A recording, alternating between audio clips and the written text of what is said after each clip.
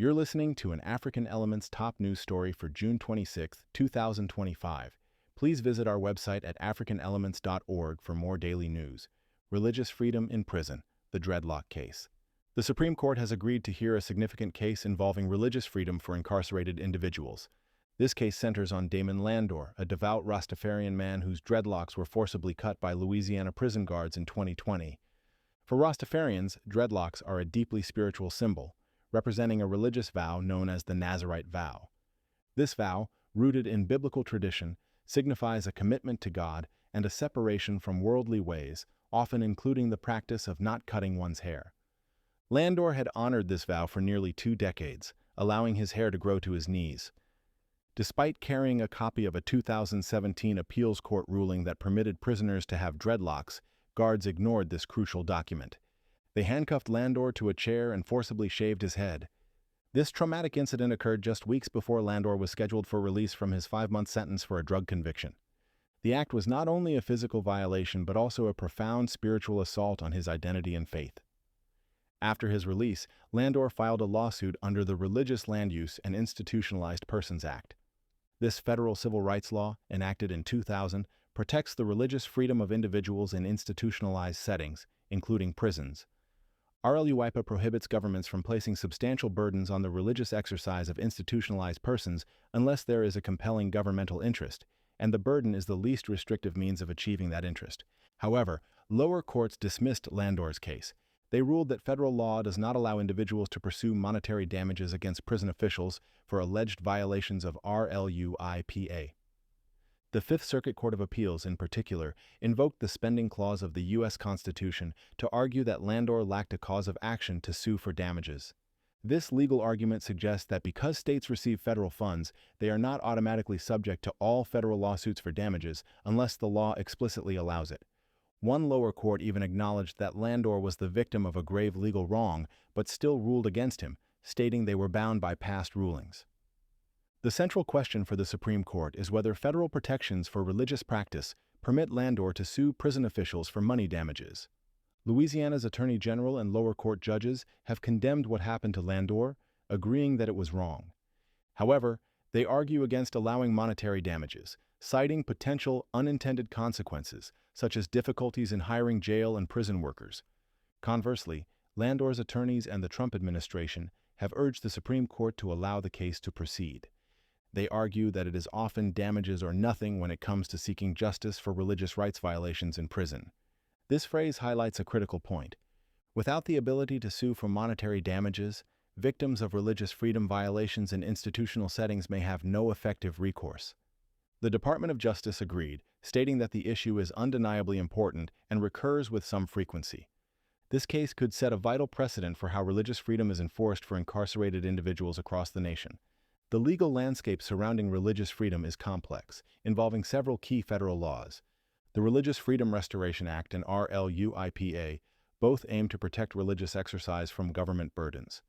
However, they differ significantly in scope and available remedies. RFRA applies broadly to all federal government actions, while RLUIPA is more narrowly focused on land use regulations and institutionalized persons. A crucial distinction lies in the remedies.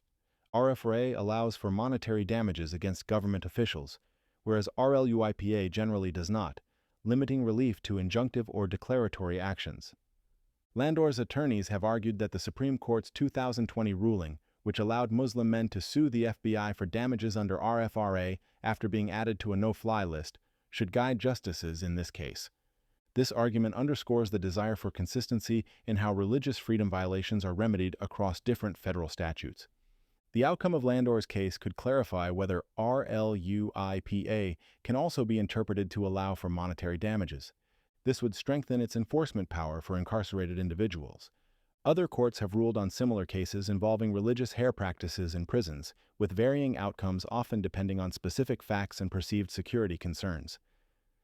A significant precedent in this area is the Supreme Court's unanimous decision in Holt v. Hobbs in 2015. In that case, the court ruled that Arkansas prison officials violated an inmate's religious liberty rights by prohibiting him from growing a short beard. This was despite the prison's claims of security reasons. Justice Samuel Alito found the security argument hard to take seriously. This decision reinforced the high bar for government interests to substantially burden religious exercise under RLUIPA. The Supreme Court's decision in Landor's case could have significant implications for the enforcement of religious freedom protections for incarcerated individuals. If the court rules that monetary damages are available under RLUIPA, it would provide a powerful new tool for prisoners to seek justice when their religious rights are violated. This could encourage correctional facilities to be more diligent in respecting religious practices. This would benefit not only Rastafarians but also individuals of other faiths with religious grooming practices, such as Sikhs, Muslims, and Jews. Lawyers for other religious groups have already weighed in, arguing that without the threat of damages, prisons have little incentive to improve their policies and protect prisoners from future abuse. Beyond monetary damages, several other legal remedies and protections exist for prisoners whose religious rights are violated under RLUIPA. These primarily include injunctive relief, which compels the institution to change its policy or practice, and declaratory relief, which formally declares that a policy or practice violates RLUIPA. The Department of Justice is also authorized to initiate lawsuits to enforce RLUIPA, though typically for declaratory or injunctive relief, not damages. Additionally, RLUIPA contains a safe harbor provision. This protects institutions from enforcement if they proactively address and ameliorate the violation. This means a government can avoid the full force of RLUIPA's provisions by changing the policy or practice that results in a substantial burden on religious exercise. While these remedies are important, they do not compensate individuals for the harm they have already suffered. That is why the question of monetary damages is so critical in Landor's case. The Rastafari movement began in the 1930s in Jamaica, emerging as a religious and political response by black people to white colonialism. It blends Old Testament teachings with the idea of returning to Africa, emphasizing spiritual and physical liberation. The movement gained global recognition in part due to influential musicians like Bob Marley and Peter Tosh, who helped spread the Rasta message during the 1970s. For Rastafarians, dreadlocks are not merely a hairstyle. They are a profound expression of their faith, a symbol of their covenant with God, and a rejection of oppressive systems. The forced cutting of Landor's dreadlocks, therefore, represents a direct assault on his religious identity and the very principles of the Rastafari movement. This case highlights the ongoing struggle for religious freedom and dignity within carceral systems.